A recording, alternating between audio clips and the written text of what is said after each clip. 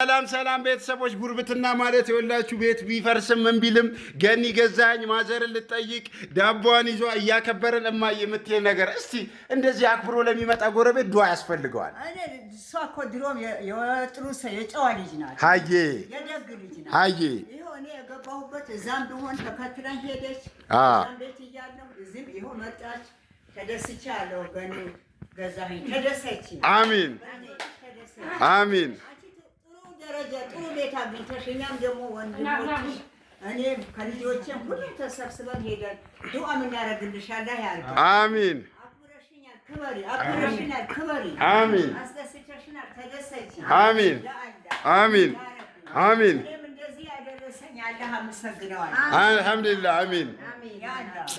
በጣም በእንቻ እናከብርሻለን፣ እንወድሻለን። እንደዚህ መተን እንጠያየቃለን ለማለት ያክል ነው። የምትለው ነገር አለ ገኒዬ? ያው ውጭም ያላችሁ እዚህም ያለ ገኒ ገዛኸኝ ማለት የመካኒሳ ልጅ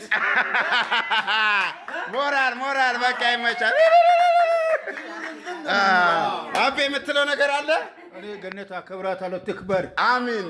ሁሉም እንጀራ ይከፈትላል። አሚን። ትብላ። አሚን አሚን አሚን አሚን። ደስታ የሷ ይሆን። አሚን ወሰለም አላ ሰላም ምግብ ቤት ነበረች። ሰላም ምግብ ቤት በቃ ይመቻችሁ። መልካም ቀን።